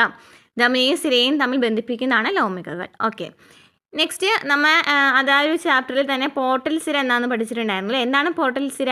അവയവങ്ങളിൽ നിന്നും അവയവങ്ങളിലേക്കാണ് ഇവ രക്തം എത്തിക്കുന്നത് അല്ലേ. ഇനി നെക്സ്റ്റ്, ചെറുകുടലിൽ നിന്നും ലഘു പോഷകഘടകങ്ങൾ സംവഹനം ചെയ്യപ്പെടുന്നത് എങ്ങനെയൊക്കെയാണ്? ചെറുകുടലിൽ നിന്ന് എങ്ങനെയാണ് പോഷകഘടകങ്ങൾ സംവഹനം ചെയ്യപ്പെടുന്നത്? നമ്മൾ പറഞ്ഞു ചെറുകുടലിൽ എന്തുണ്ട്? വില്ലസ് ഉണ്ട് അല്ലേ. ഈ വില്ലസുകളിലെ ലാക്റ്റിയയിലൂടെ കൊഴുപ്പിൻ്റെ ദഹനഫലമായി ഉണ്ടാകുന്ന ഫാറ്റി ആസിഡും ഗ്ലിസറോളും ലിംഫിലേക്ക് പ്രവേശിച്ച് ക്രമേണ മഹാസിരയിലെ രക്തത്തിലേക്ക് എത്തിച്ചേരുന്നു. നേരത്തെ നമ്മൾ കണ്ട ക്വസ്റ്റ്യൻ തന്നെയാണ്. നേരത്തെ പറഞ്ഞു കഴിഞ്ഞാണ് കൊഴുപ്പിൻ്റെ ദഹനഫലമായിട്ട് ഫാറ്റി ആസിഡും ഗ്ലിസറോളും ഒക്കെ ഉണ്ടാകുന്നുണ്ട്. ഇവ എന്ത് വഴിയാണ്? ലാക്റ്റിയൽ വഴി ലിംഫിലേക്ക് പ്രവേശിക്കുന്നുണ്ട്. അതിനുശേഷം ഇത് മഹാസിരയിലേക്ക് എത്തി രക്തത്തിലേക്ക് എത്തിച്ചേരുന്നു. ഇനി ഗ്ലൂക്കോസ് അമിനോ ആസിഡ് ആണെങ്കിലോ? ഗ്ലൂക്കോസും അമിനോ ആസിഡും വില്ലസുകളിലുള്ള രക്തലോമികളിലൂടെ പോർട്ടൽ സിര വഴി കരടിലേക്കും അവിടെ നിന്ന് ഹെപ്പാറ്റിക് സിര വഴി മഹാസിരയിലെ രക്തത്തിലേക്കും എത്തിച്ചേരുന്നു. അപ്പോൾ ഗ്ലൂക്കോസും അമിനോ ആസിഡും എത്തുന്നത് എങ്ങനെയാണ്? വില്ലസുകളിലുള്ള രക്തലോമികളിലൂടെ പോർട്ടൽ സിര വഴി കരളിലേക്ക് എത്തുന്നു. കരളിൽ നിന്നും എന്താണ്? ഹെപ്പാറ്റിക് സിര വഴി മഹാസിരയിലേക്ക് എത്തുന്നു. അതിനുശേഷം രക്തത്തിലേക്കും എത്തിച്ചേരുന്നു. ഹൃദയത്തിലെത്തുന്ന ഈ പോഷകഘടകങ്ങളെല്ലാം മഹാധമനി വഴി ശരീരത്തിൻ്റെ വിവിധ ഭാഗങ്ങളിലേക്കാണ് പോകുന്നത്. അങ്ങനെ ഈ പോഷകങ്ങളൊക്കെ ഹൃദയത്തിലേക്ക് എത്തിയതിനു ശേഷം മഹാധമനി വഴിയാണ് എല്ലാ ഭാഗങ്ങളിലേക്കും പോകുന്നത്. അപ്പോൾ ചെറുകുടലിൽ നിന്ന് വില്ലസുകളിലെ ലാക്റ്റിയയിലൂടെ കൊഴുപ്പിൻ്റെ ദഹനഫലമായിട്ടുണ്ടാകുന്ന ഫാറ്റി ആസിഡും ഗ്ലിസറോളൊക്കെ എത്തിയിട്ട് മഹാസിരയിലേക്ക് എത്തിയിട്ട് അത് ഹൃദയത്തിലേക്ക് പ്രവേശിക്കുന്നുണ്ട്. നെക്സ്റ്റ് ഗ്ലൂക്കോസ് അമിനോ ആസിഡ് ആണെന്നുണ്ടെങ്കിലോ വില്ലസുകളിലെ രക്തലോമികളിലൂടെ പോർട്ടൽ സിര വഴി കരളിലേക്ക് എത്താണ് ചെയ്യുന്നത്. അതിനുശേഷം ഹെപ്പാറ്റിക് സിര വഴി മഹാസിരയിലെ രക്തത്തിലേക്കും എത്തിച്ചേരുന്നു. അങ്ങനെ ഈ ഹൃദയത്തിലെത്തുന്ന പോഷകഘടകങ്ങളെല്ലാം മഹാധമനി വഴിയാണ് ശരീരത്തിൻ്റെ വിവിധ ഭാഗങ്ങളിലേക്ക് പോകുന്നത്. ക്ലിയർ ആണല്ലോ അല്ലേ? അപ്പോൾ ചെറുകുടലിലെ വില്ലസുകളിലെ ലാക്റ്റിയയിലാണ് കൊഴുപ്പിന് ദഹനഫലമായിട്ടുണ്ടാകുന്നത് എത്തുന്നത്. ഇനി വില്ലസുകളിലെ രക്തലോമികളിലൂടെയാണ് ഈ പോർട്ടൽ സിര വഴിയാണ് നമ്മുടെ ഗ്ലൂക്കോസും അമിനോ ആസിഡും എത്തുന്നത്. അപ്പോൾ ചെറുകുടലിലെ വില്ലസുകളിലെ ലാക്റ്റിയയിലൂടെയാണ് എന്തെത്തുന്നത്? ഈ കൊഴുപ്പിൻ്റെ ഫലമായിട്ടുണ്ടാകുന്നത്. ഇനി ലിംഫിലേക്ക് പ്രവേശിക്കുന്നു പറഞ്ഞു. പിന്നെ ഗ്ലൂക്കോസും അമിനോ ആസിഡും വില്ലസുകളിലെ രക്തലോമികളിലൂടെയാണ്. ലോമികളിലൂടെ ലാക്റ്റിയയിലും പഠിച്ചു, രക്തലോമികയും പഠിച്ചു അല്ലേ. വില്ലസിൽ ലാക്റ്റിയയിലൂടെയാണെന്നുണ്ടെങ്കിൽ കൊഴുപ്പിൻ്റെ ഫലമായിട്ടുണ്ടാകുന്ന കാര്യങ്ങളാണ്. ഇനി വില്ലസുകളിലെ രക്തലോമികളിലൂടെയാണെന്നുണ്ടെങ്കിൽ രക്തലോമികളിലൂടെയാണ് ഈ ഗ്ലൂക്കോസും അമിനോ ആസിഡും പോകുന്നത്. അപ്പോൾ വില്ലസുകളിൽ ലാക്റ്റിയയിലൂടെയാണെങ്കിൽ കൊഴുപ്പിൻ്റെ ഫലമായിട്ടുണ്ടാകുന്ന ഫാറ്റി ആസിഡും ഗ്ലിസറോളാണ് പോകുന്നത്. ഇനി ഈ വില്ലസുകളിൽ എന്താണ്? രക്തലോമികളുണ്ട്. രക്തലോമികളിലൂടെയാണ് ഗ്ലൂക്കോസും അമിനോ ആസിഡും എത്തുന്നത്. നെക്സ്റ്റ്, കരളിനും ചെറുകുടലിനും ഇടയിലുള്ള പോർട്ടൽ സിര ഇതാണ്. ഹെപ്പാറ്റിക് പോർട്ടൽ സിരയാണ്. കരളിനും മഹാസിരയ്ക്കും ഇടയിലുള്ളതാണ് ഹെപ്പാറ്റിക് സിര. നെക്സ്റ്റ്, ഹൃദയത്തിലെത്തുന്നതിന് മുമ്പ് പോഷകഘടകങ്ങൾ കരളിലേക്ക് പോകുന്നത് എന്തിനു വേണ്ടിയിട്ടാണ്? ഹൃദയത്തിലേക്ക് എത്തുന്നതിന് മുമ്പ് തന്നെ ഇവയെല്ലാം കരളിലേക്ക് പോകുന്നതെന്ന് പറഞ്ഞാൽ എന്തുകൊണ്ടായിരിക്കും കരളിലേക്ക് പോകുന്നത്? കരളെന്ന് വെച്ചാൽ അവിടെ നമുക്കറിയാം ശുദ്ധീകരിക്കുന്ന ഒരു അവയവമാണ് അല്ലേ. അതായത് ഭക്ഷണത്തിലെ വിഷാംശം ഇല്ലാതാക്കാനും ചില പോഷകങ്ങൾ സംഭരിക്കാനും പദാർത്ഥ സംശ്ലേഷണത്തിന് വേണ്ടിയിട്ടാണ് ഹൃദയത്തിലേക്ക് എത്തുന്നതിന് മുമ്പ് തന്നെ കരളിലേക്ക് പോകുന്നത്. ഭക്ഷണത്തിലെ വിഷാംശം ഇല്ലാതാക്കാനും ചില പോഷകങ്ങൾ സംഭരിക്കാനും അതുപോലെ തന്നെ പദാർത്ഥ സംശ്ലേഷണത്തിനും. നെക്സ്റ്റ്, ഹൃദയത്തിൻ്റെ ഇരട്ട സ്തരാവരണം എന്താണ്? ഹൃദയത്തിൻ്റെ ഇരട്ട സ്തരാവരണമാണ് പെരികാർഡിയം. ഈ സ്തരങ്ങൾക്കിടയിലുള്ള പെരികാർഡിയൽ ദ്രവം ഹൃദയത്തെ ബാഹ്യശുദ്ധങ്ങളിൽ നിന്ന് സംരക്ഷിക്കുവാനും ഘർഷണം കുറയ്ക്കുവാനും സഹായിക്കുന്നു. അപ്പോൾ ഹൃദയത്തിൻ്റെ ഇരട്ട സ്തരാവരണം പെരികാർഡിയമാണ്. ഇതിനിടയിൽ പെരികാർഡിയൽ ദ്രവം ഉണ്ടായിരിക്കും. ഇത് സംരക്ഷിക്കുന്നതിനാണ്, ബാഹ്യശുദ്ധങ്ങളിൽ നിന്ന് സംരക്ഷിക്കുന്നുണ്ട്, അതുപോലെ തന്നെ ഘർഷണം കുറയ്ക്കുവാനും സഹായിക്കുന്നുണ്ട്. ഇനി ഹൃദയത്തിൻ്റെ സംരക്ഷണ സംവിധാനങ്ങൾ ഏതൊക്കെയാണ്? സ്റ്റേണം, വാരിയെല്ല്, നട്ടെല്ല്, പെരികാർഡിയം എന്നിവ ഹൃദയത്തിൻ്റെ പ്രധാനപ്പെട്ട സംരക്ഷണ സംവിധാനങ്ങളാണ്. സ്റ്റേണം, വാരിയെല്ലുകൾ, നട്ടെല്ല്, പെരികാർഡിയം. നെക്സ്റ്റ്, ഹൃദയത്തിനുള്ളിൽ അറകൾ എത്ര ഉണ്ട്? 4 അറകളുണ്ട് അല്ലേ. മുകളിലായിട്ട് ഇടത് വലത് ഏട്രിയങ്ങളും താഴെ ഇടത് വലത് വെൻട്രിക്കിളായിട്ടാണ് മനുഷ്യ ശരീരത്തിലെ ഹൃദയത്തിൽ 4 അറകളാണുള്ളത്. ഇനി സിരകൾ നോക്കുകയാണെങ്കിൽ ഏതൊക്കെയുണ്ട്? ശ്വാസകോശ സിരയുമുണ്ട്, ഊർധ്വ അധോ മഹാസിരയുമുണ്ട്. ധമനികൾ നോക്കുകയാണെങ്കിൽ ശ്വാസകോശ ധമനിയും മഹാധമനിയുമുണ്ട്. വാൽവുകളാണെങ്കിലോ ട്രൈകസ്പിഡ് വാൽവുണ്ട്, ബൈകസ്പിഡ് വാൽവുണ്ട്, സെമി ലുണാർ വാൽവുണ്ട് അല്ലേ. ട്രൈകസ്പിഡ് വാൽവ് എന്ന് വെച്ചാൽ വലത് അറകൾക്കിടയിലായിട്ടാണ് എന്ത് കാണപ്പെടുന്നത്, ട്രൈകസ്പിഡ് വാൽവ് കാണപ്പെടുന്നത്. ബൈകസ്പിഡ് വാൽവ് ആണെങ്കിലോ ഇടത് അറകൾക്കിടയിലായിട്ടാണ് കാണപ്പെടുന്നത്. സെമി ലുണാർ വാൽവ് ആണെങ്കിൽ മഹാധമനിയുടെയും ശ്വാസകോശ ധമനിയുടെയും തുടക്കത്തിലാണ് കാണപ്പെടുന്നത്. അപ്പോൾ 4 അറകളുണ്ടെന്ന് പറഞ്ഞു. ഇടത് ഏട്രിയം, വലത് ഏട്രിയം, ഇടത് വെൻട്രിക്കിൾ, വലത് വെൻട്രിക്കിൾ. നെക്സ്റ്റ് സ്ഥിരകളാണെങ്കിൽ ശ്വാസകോശ സ്ഥിരയും ഊർധ്വ അധോ മഹാസ്ഥിരയുമാണ്. ധമനികളാണെങ്കിൽ ശ്വാസകോശ ധമനിയും മഹാധമനിയും കാണപ്പെടുന്നു. വാൽവുകളാണെങ്കിൽ ട്രൈകസ്പിഡ് വാൽവ് കാണപ്പെടുന്നത് വലത് അറകൾക്കിടയിലായിട്ടാണ്. ബൈകസ്പിഡ് വാൽവ് കാണപ്പെടുന്നതോ ഇടത് അറകൾക്കിടയിലായിട്ടാണ്. അതായത് ഇടത് അറ എന്ന് വെച്ചാൽ ഇടത് ഏട്രിയത്തിനും ഇടത് വെൻട്രിക്കിളിനും ഇടയിലായിട്ടാണ്. സെമി ലുണാർ വാൽവ് മഹാധമനിയുടെയും ശ്വാസകോശ ധമനിയുടെയും തുടക്കത്തിലാണ് സെമി ലുണാർ വാൽവ് കാണപ്പെടുന്നത്. നെക്സ്റ്റ് ക്വസ്റ്റ്യൻ എന്താണ്, എന്തിനാണ് ഹൃദയവാൽവുകൾ? രക്തം തിരികെ ഒഴുകാതെ വാൽവുകൾ തടയുന്നത്. രക്തം തിരികെ ഒഴുകാതിരിക്കുന്നതിന് വേണ്ടിയിട്ടാണ് ഈ വാൽവുകളുള്ളത്. ഈ വാൽവുകൾ ഇത് തടയുന്നുണ്ട്. നെക്സ്റ്റ്, നമ്മുടെ ഹൃദയത്തിലൂടെയുള്ള രക്തത്തിൻ്റെ സഞ്ചാരം എപ്രകാരമാണ്? ഊർധ്വ അധോ മഹാസിരകൾ ഹൃദയത്തിൻ്റെ വലത് ഏട്രിയത്തിലേക്ക് എത്തിക്കുന്ന ഓക്സിജൻ കുറഞ്ഞ രക്തം ഏട്രിയത്തിൻ്റെ സങ്കോചത്താൽ ട്രൈകസ്പിഡ് വാൽവിനുള്ളിലൂടെ താഴെയുള്ള വലത് വെൻട്രിക്കിളിലേക്ക് എത്തുന്നു. ഇത് വെൻട്രിക്കിളിൻ്റെ സങ്കോചത്താൽ ശ്വാസകോശ ധമനിയിലൂടെ ശ്വാസകോശങ്ങളിലേക്കും എത്തിച്ചേരുന്നു. എന്താ പറയുന്നത്? ഊർധ്വ അധോ മഹാസിരകൾ ഹൃദയത്തിൻ്റെ വലത് ഏട്രിയത്തിലേക്ക് എത്തിക്കുന്ന ഓക്സിജൻ കുറഞ്ഞ രക്തം എന്താണ്, വലത് ഏട്രിയത്തിലൂടെ എങ്ങോട്ട് പോകുന്നുണ്ട്? ഏത് രക്തം വരുന്നുണ്ട്? ഓക്സിജൻ കുറഞ്ഞ രക്തം വരുന്നുണ്ട്. ഈ രക്തം എന്ത് ചെയ്യുന്നു? ഏട്രിയത്തിൻ്റെ സങ്കോചത്താൽ, ഓക്കെ, ഏട്രിയൽ സിസ്റ്റോൾ എന്ന് പറയില്ലേ, സങ്കോചിത സിസ്റ്റോൾ എന്നാണ് പറയുക. അപ്പോൾ ഏട്രിയത്തിൻ്റെ സങ്കോചത്താൽ ട്രൈകസ്പിഡ് വാൽവിനുള്ളിലൂടെ, നമ്മൾ പറഞ്ഞു ട്രൈകസ്പിഡ് വാൽവ് എവിടെ കാണപ്പെടുന്നത്? വലത് അറകൾക്കുള്ളിലാണല്ലോ. അപ്പോൾ ട്രൈകസ്പിഡ് വാൽവിനുള്ളിലൂടെ താഴെയുള്ള വലത് വെൻട്രിക്കിളിലേക്ക് എത്തുന്നു. അതായത് വലത് ഏട്രിയത്തിൽ നിന്ന് വലത് വെൻട്രിക്കിളിലേക്ക് എത്തുന്നുണ്ട് അല്ലേ. വലത് ഏട്രിയത്തിൽ നിന്ന് വലത് വെൻട്രിക്കിളിലേക്ക് എത്തുന്നുണ്ട്. ഇതിനിടയിൽ എന്തുണ്ടെന്ന് പറഞ്ഞു? ട്രൈകസ്പിഡ് വാൽവ് ഉണ്ട്. അപ്പോൾ ആ ഒരു പാർട്ടാണ് പറയുന്നത്. ഊർധ്വ അധോ മഹാസിരകൾ ചെയ്യുന്നതെന്നാണ്, ഹൃദയത്തിൻ്റെ വലത് ഏട്രിയത്തിൽ നിന്ന് വരുന്ന രക്തം, അതായത് ഓക്സിജൻ കുറഞ്ഞ രക്തമാണ്. ഈ രക്തം ട്രൈകസ്പിഡ് വാൽവിലൂടെ എങ്ങോട്ടേക്ക് പോകുന്നു? വലത് വെൻട്രിക്കിളിലേക്ക് എത്തുന്നു. ഇത് വെൻട്രിക്കിളിൻ്റെ സങ്കോചത്താൽ ശ്വാസകോശ ധമനിയിലൂടെ ശ്വാസകോശങ്ങളിലേക്ക് എത്തിച്ചേരുന്നു. വെൻട്രിക്കിളിൻ്റെ സങ്കോചത്താൽ എന്ത് സംഭവിക്കുന്നു? ശ്വാസകോശ ധമനിയിലൂടെ ശ്വാസകോശത്തിലേക്ക് എത്തിച്ചേരുന്നു. ഇനി ശ്വാസകോശങ്ങളിൽ നിന്നും ഓക്സിജൻ കൂടിയ രക്തം ശ്വാസകോശ സ്ഥിരയിലൂടെ, നേരെ ഓപ്പോസിറ്റ് ആണ് എന്ന് പറയുന്നത് കേട്ടോ. ശ്വാസകോശങ്ങളിൽ നിന്നും ഓക്സിജൻ കൂടിയിട്ടുള്ള രക്തം, ശ്വാസകോശങ്ങളിൽ നിന്ന് ഓക്സിജൻ കൂടിയ രക്തം ശ്വാസകോശ സ്ഥിരയിലൂടെ ഇടത് ഏട്രിയത്തിലേക്കും, അത് എന്താണ്, ഏട്രിയത്തിൻ്റെ സങ്കോചത്താൽ ബൈകസ്പിഡ് വാൽവിനുള്ളിൽ, ബൈകസ്പിഡ് വാൽവിനുള്ളിലൂടെ താഴെയുള്ള ഇടത് വെൻട്രിക്കിളിലേക്കും എത്തിച്ചേരുന്നു. ഇത് വെൻട്രിക്കിളിൻ്റെ സങ്കോചത്താൽ മഹാധമനിയിലൂടെ ശരീരത്തിൻ്റെ വിവിധ ഭാഗങ്ങളിലേക്ക് എത്തിച്ചേരുന്നു.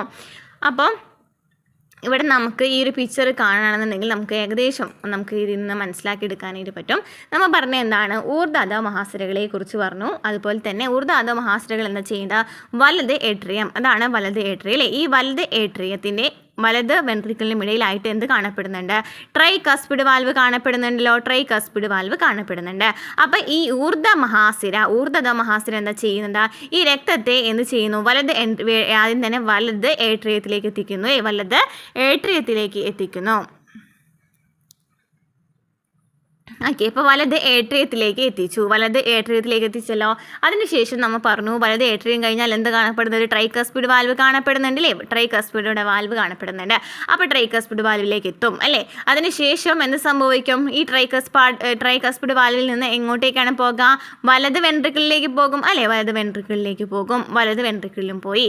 അതിനുശേഷം എന്ത് സംഭവിക്കും? ശ്വാസകോശ ധമനി വഴി ശ്വാസകോശ ധമനിയിലൂടെ ശ്വാസകോശങ്ങളിലേക്ക് എത്തിച്ചേരുന്നു. ഇതാണ് ശ്വാസകോശ ധമനി. ഏതാണ് ശ്വാസകോശ ധമനി? ഇതാണ് ശ്വാസകോശ ധമനി. ശ്വാസകോശ ധമനിയിലൂടെ ശ്വാസകോശത്തിലേക്ക് എത്തുന്നു. ശ്വാസകോശ ധമനിയിലൂടെ അങ്ങനെ രക്തം ഒഴുകി ശ്വാസകോശ ധമനിയിലേക്ക് എത്തും. അതിനുശേഷം ഇതെന്നത് സംഭവിക്കും? ശ്വാസകോശത്തിലേക്ക് എത്തും. ക്ലിയർ ആണല്ലോ? ഈ പിക്ചർ ക്ലിയർ ആണോ? ഒന്ന് മനസ്സിലാക്കി എടുത്ത് നോക്കി. ഇതാണ് ഊർധ്വ അധോ മഹാസിര അല്ലേ. ഈ ഊർധ്വ മഹാസിര എന്ത് ചെയ്യുന്നു?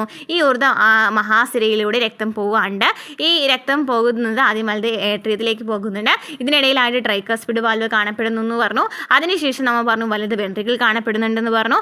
അങ്ങനെ ഈ രക്തം ഇങ്ങനെ പോയി ശ്വാസകോശ ധമനിയിലേക്ക് എത്തുന്നു. ശ്വാസകോശ ധമനിയിൽ നിന്നും എങ്ങോട്ടേക്ക് പോകുന്നു? ശ്വാസകോശത്തിലേക്ക് പോകുന്നു.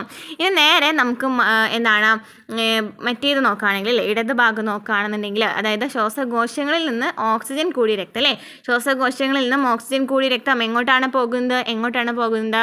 ശ്വാസകോശസ്ഥിരയിലൂടെ. ശ്വാസകോശസ്ഥിര എന്ന് പറയുന്നത് ഇതാണ് കേട്ടോ, ശ്വാസകോശസ്ഥിര എന്ന് പറയുന്നത് ഇതാണ്. ഈ ശ്വാസകോശസ്ഥിരയിലൂടെ എങ്ങോട്ടേക്ക് പോകുന്നു? ശ്വാസകോശസ്ഥിരയിലൂടെ ഇടത് ഏട്രിയം അല്ലേ, ഇവിടെ ഇടത് ഏട്രിയം വരുന്നത് ഇടത് ഏട്രിയത്തിലേക്ക് പോകുന്നു. അപ്പോൾ ഏട്രിയത്തിൽ സങ്കോചമൊക്കെ നടക്കുന്നുണ്ടായിരിക്കും. ഇവിടെ നമ്മൾ പറഞ്ഞു ഇടത് ഏട്രിയത്തിനും ഇടത് വെൻട്രിക്കിളിനിടയിലായിട്ടാണ് എന്ത് കാണപ്പെടുന്നത്? ബൈക്കസ്പിഡ് വാൽവ് കാണപ്പെടുന്നത്. അപ്പോൾ ഇടത് ഏട്രിയത്തിലേക്ക് പോയി, പിന്നെ ബൈക്കസ്പിഡ് വാൽവിലേക്ക് പോയി, അതിനുശേഷം ഇടത് വെൻട്രിക്കിളിലേക്ക് പോയി, അതിനുശേഷം എന്ത് സംഭവിക്കും? മഹാധമനിയിലൂടെ ഇങ്ങനെ ഈ രക്തം ഇങ്ങനെ പോകുന്നുണ്ട് കേട്ടോ, മഹാധമനിയിലേക്ക് എത്തുന്നുണ്ട്. ഈ മഹാധമനിയിലൂടെ എന്ത് സംഭവിക്കും? മഹാധമനിയിലൂടെ എങ്ങോട്ടേക്ക് എത്തും? ശരീരത്തിൻ്റെ വിവിധ ഭാഗങ്ങളിലേക്ക് എത്തും. മഹാധമനിയാണ് ശരീരത്തിൻ്റെ വിവിധ ഭാഗങ്ങളിലേക്ക് എത്തിക്കുന്നത്. ശ്വാസകോശ ധമനിയാണെന്നുണ്ടെങ്കിൽ ശ്വാസകോശങ്ങളിലേക്കാണ് എത്തിക്കുന്നത്. മഹാധമനിയാണെന്നുണ്ടെങ്കിലോ ശരീരത്തിൻ്റെ വിവിധ ഭാഗങ്ങളിലേക്കാണ് രക്തം എത്തിക്കുന്നത്. ഈ പിക്ചറിൻ്റെ സഹായത്തോടെ മനസ്സിലായി എന്ന് വിചാരിക്കുന്നു കേട്ടോ. മനസ്സിലായിട്ടില്ലെങ്കിൽ ഒന്നും കൂടി റിപ്പീറ്റ് ചെയ്ത് കാണാം കേട്ടോ. നെക്സ്റ്റ്, എന്താണ് ജോയിൻ്റ് ഡയസ്റ്റോൾ എന്ന് വെച്ചാൽ? എന്താണ് ജോയിൻ്റ് ഡയസ്റ്റോൾ? നമ്മൾ നേരത്തെ പറഞ്ഞല്ലോ അല്ലേ, ഏട്രിയങ്ങൾക്ക് സങ്കോചം നടക്കുന്നുണ്ട്, വെൻട്രിക്കിളിന് സങ്കോചം നടക്കുന്നുണ്ട്. അത് കാരണമാണ് രക്തം ഇങ്ങനെ ഒഴുകിപ്പോകുന്നത്. അങ്ങനെ രണ്ട് വെൻട്രിക്കിളുകളുടെയും സങ്കോചത്തെ തുടർന്ന് ഹൃദയത്തിൻ്റെ 4 അറകളും താൽക്കാലികമായി പൂർവ്വസ്ഥിതി പ്രാപിക്കുന്നതിനാണ് ജോയിൻ്റ് ഡയസ്റ്റോൾ എന്ന് പറയുന്നത്. അതായത് ഈ പോകുന്ന ഈ രക്തം നമ്മൾ പറഞ്ഞു സങ്കോചിക്കുന്നുണ്ടെന്ന് പറഞ്ഞു അല്ലേ, അത് പൂർവ്വസ്ഥിതി പ്രാപിക്കുകയാണെങ്കിൽ അതിൽ നിന്ന് പറയുന്നു ജോയിൻ്റ് ഡയസ്റ്റോൾ എന്ന് പറയുന്നു. ഈ സമയത്ത് മഹാസിരകളിലൂടെ ഇടത് ഏട്രിയത്തിലേക്കും ശ്വാസകോശസ്ഥിരയിലൂടെ വലത് ഏട്രിയത്തിലേക്കും രക്തം പ്രവേശിക്കും. നെക്സ്റ്റ്, മനുഷ്യൻ്റെ രക്തപര്യനത്തെ ദ്വിപര്യനം എന്ന് വിളിക്കാൻ കാരണം എന്താണ്? ഈ ഒരു ഭാഗമാണ് നമുക്ക് കഴിഞ്ഞ 10th പ്രിലിംസിന് ചോദിച്ചിട്ടുണ്ടായിരുന്നില്ല, ഒരു ക്വസ്റ്റ്യൻ പേപ്പർ അതായിരുന്നു. ഹൃദയവും ശരീരത്തിൻ്റെ വിവിധ ഭാഗങ്ങളും തമ്മിലുള്ള പര്യനവും ഹൃദയവും ശ്വാസകോശവും തമ്മിലുള്ള പര്യനവും നടക്കുന്നുണ്ട്. നമ്മുടെ ശരീരത്തിൽ നോക്കുകയാണെങ്കിൽ സിസ്റ്റമിക് പര്യനവും നടക്കുന്നുണ്ട്, അതുപോലെ തന്നെ പൾമണറി പര്യനവും നടക്കുന്നുണ്ട്. സിസ്റ്റമിക് പര്യനം എന്ന് പറയുമ്പോൾ ഹൃദയവും ശരീരത്തിൻ്റെ വിവിധ ഭാഗങ്ങളും തമ്മിലുള്ള പര്യനത്തെയാണ് സിസ്റ്റമിക് പര്യനം എന്ന് പറയുന്നത്. ഹൃദയവും ശ്വാസകോശവും തമ്മിലുള്ള പര്യനത്തെയാണെന്ന് പറയുന്നത് പൾമണറി പര്യനം എന്ന് പറയുന്നത്. സിസ്റ്റമിക് പൾമണറി പര്യനത്തിലൂടെ ഒരു ഭാഗത്തുള്ള രക്തം 2 പ്രാവശ്യമായി ഹൃദയത്തിലൂടെ കടന്നു പോകുന്നതിനാൽ മനുഷ്യനിലെ രക്തപര്യനം ദ്വിപര്യനം എന്നറിയപ്പെടുന്നു. ഈ സിസ്റ്റമിക് പൾമണറി പര്യനത്തിലൂടെ ഒരു ഭാഗത്തുള്ള രക്തം 2 പ്രാവശ്യം കടന്നു പോകുന്നുണ്ട്, അതിനാൽ തന്നെ ദ്വിപര്യനം എന്നാണ് പറയുന്നത്. അപ്പോൾ ഇവിടെ നോക്കിയേ, മഹാസിരകൾ വഴി എന്ത് സംഭവിക്കുന്നുണ്ട്? വലത് ഏട്രിയത്തിൽ നിന്ന് വലത് വെൻട്രിക്കിളിലേക്ക് രക്തം പോകുന്നു, പിന്നീട് ശ്വാസകോശത്തിലേക്ക് പോകുന്നു, പിന്നീട് ഇടത് ഏട്രിയത്തിലേക്ക് പോകുന്നു, പിന്നെ ഇടത് വെൻട്രിക്കിളിലേക്ക് പോകുന്നു, പിന്നെ മഹാധമനി വഴിയാണ് ശരീരത്തിൻ്റെ വിവിധ ഭാഗങ്ങളിലേക്ക് എത്തിക്കുന്നത് അല്ലേ.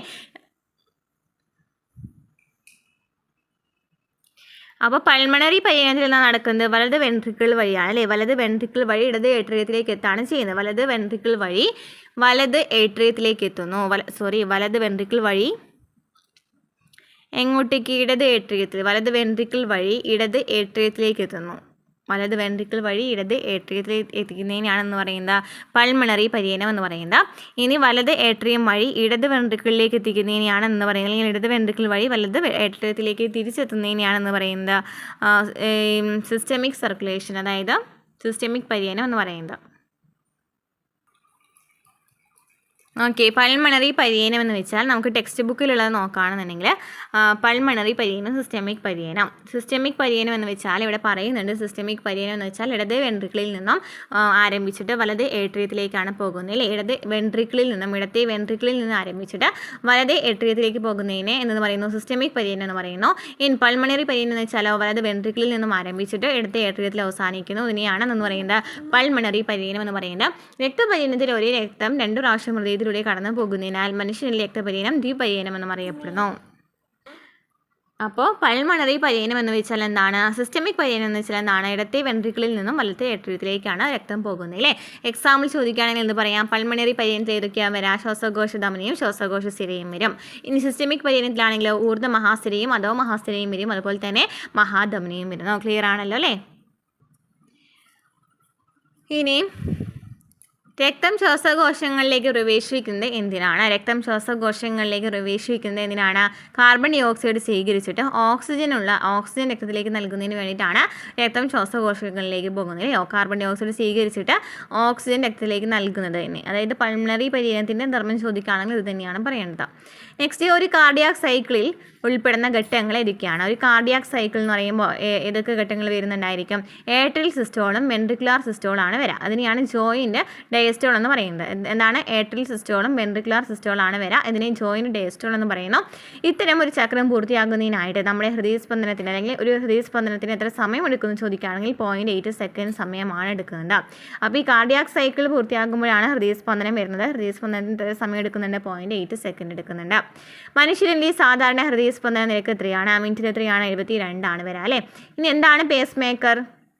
ഹൃദയാറകളുടെ സങ്കോചത്തിന് ആവശ്യമായ വൈദ്യുത തരംഗങ്ങൾ ഉൽപ്പാദിപ്പിക്കുന്ന വലത് ഏട്രിയത്തിൻ്റെ ഭിത്തിയിലുള്ളതുമായിട്ടുള്ള SA നോഡിനെയാണ് പേസ് മേക്കർ എന്നറിയപ്പെടുന്നത്. ചോദിക്കാറുണ്ട്, PSC പഠിക്കുന്നവർക്കറിയാം എന്തിനാണ് പേസ് മേക്കർ എന്നറിയപ്പെടുന്നത്?